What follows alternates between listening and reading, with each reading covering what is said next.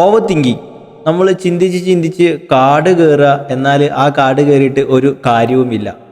ഞാൻ നിങ്ങൾക്കൊരു കാര്യം പറഞ്ഞു തരട്ടെ. നമ്മളെ മനസ്സിൽ ഒരു ദിവസം ഏകദേശം 32,000 മുതൽ 72,000 വരെ ചിന്തകൾ കടന്നു പോകുന്നുണ്ട്. അതിൽ 80% ചിന്തകളും എന്താണ്? റിപ്പീറ്റഡ് ആയിട്ട് വരുന്ന ചിന്തകളാണ്. അതുപോലെ തന്നെ അതിലും വലിയൊരു ശതമാനം എന്താണ്? നെഗറ്റീവായിട്ടുള്ള ചിന്തകളുമാണ്.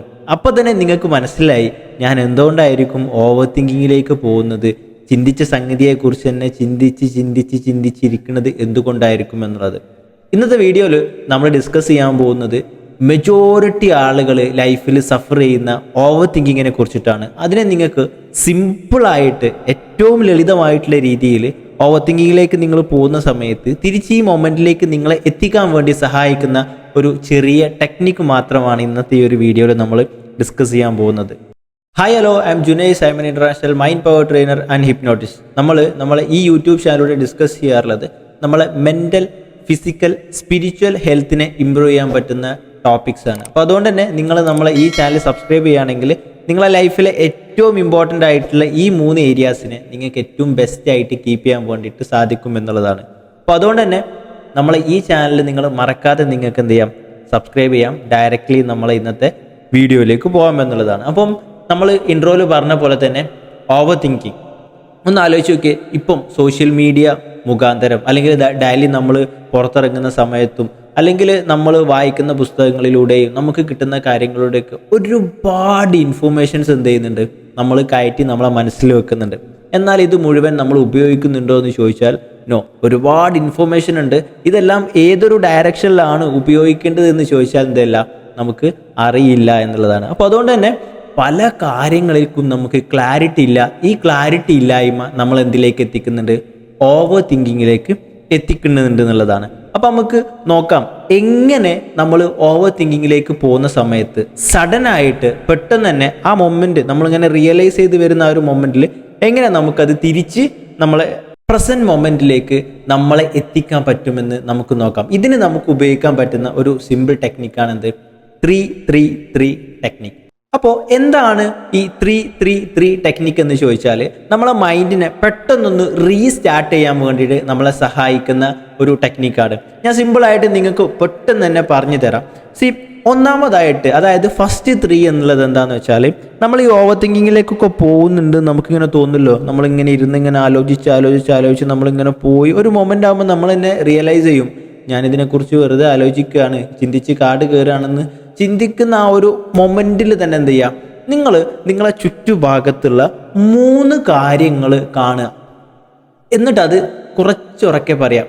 ഓവർ ശബ്ദത്തിൽ പറയണമെന്നില്ല. അപ്പോൾ ഫോർ എക്സാമ്പിൾ ഞാൻ ഇങ്ങനെ ചിന്തിച്ചിങ്ങനെ കാട് കയറുക വിചാരിക്കുക. എന്തായിരിക്കും ഇപ്പോൾ എൻ്റെ നാളത്തെ സെഷൻ എന്താവും, നാളത്തെ എൻ്റെ പ്രോഗ്രാംസ് എന്താവും, നാളത്തെ എൻ്റെ മീറ്റിങ്സ് ഇപ്പോൾ എന്താവും എന്നൊക്കെ ഞാനിങ്ങനെ ആലോചിച്ച് ഇങ്ങനെ പോണ സമയത്ത് പെട്ടെന്ന് ഞാൻ ഇങ്ങോട്ട് വന്നിട്ട് ഞാൻ ലാപ്ടോപ്പ് കാണുന്നുണ്ട്, ഞാൻ എൻ്റെ ടേബിൾ കാണുന്നുണ്ട്, ഞാൻ എൻ്റെ വിൻഡോ കാണുന്നുണ്ട്. ഈ രീതിയിൽ 3 കാര്യങ്ങൾ നിങ്ങൾ കാണുക. അതൊന്ന് നിങ്ങൾ പറയുക. അതിനുശേഷം 3 കാര്യങ്ങൾ നിങ്ങൾ ടച്ച് ചെയ്യുക. ഇതാണ് രണ്ടാമത്തെ 3. 3 കാര്യം. എൻ്റെ ലാപ്ടോപ്പ് ടച്ച് ചെയ്യാം, വേണമെങ്കിൽ എൻ്റെ മൈക്ക് ടച്ച് ചെയ്യാം. ഇപ്പം നിങ്ങൾ ഡ്രസ്സിൽ നിങ്ങൾക്ക് വേണമെങ്കിൽ ഷർട്ട് നിങ്ങൾക്ക് എന്ത് ചെയ്യാം?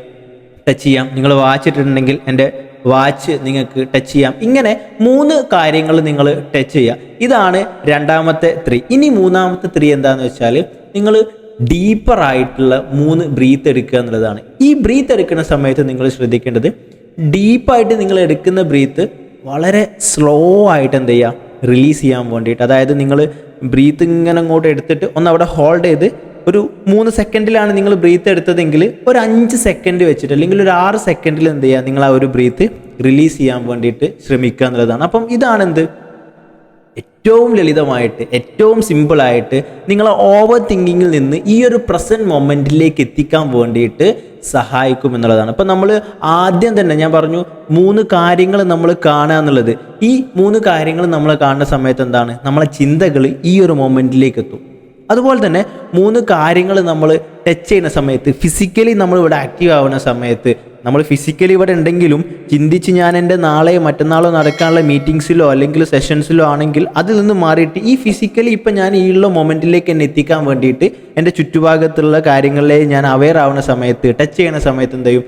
അതെന്നെ സഹായിക്കും എന്നുള്ളതാണ്. അതുപോലെ തന്നെ നമ്മളെ ബ്രീത്തിങ് എന്നുള്ളത് ആ ഓവർ തിങ്കിങ്ങിൽ നിന്ന് ഒരു റിലാക്സ്ഡ് മോഡിലേക്ക് എത്തിക്കാൻ വേണ്ടിയിട്ട് നമ്മളെ സഹായിക്കും എന്നുള്ളതാണ്. അപ്പം ഇതാണ് ഏറ്റവും സിമ്പിളായിട്ട് നിങ്ങൾക്ക് ഓവർ തിങ്കിങ്ങിൽ നിന്ന് നിങ്ങളെ ഈ ഒരു പ്രസൻറ്റ് മൊമെൻറ്റിലേക്ക് എത്തിക്കാൻ വേണ്ടിയിട്ട് സഹായിക്കുന്ന 3-3-3 ടെക്നിക്ക് എന്നുള്ളത്.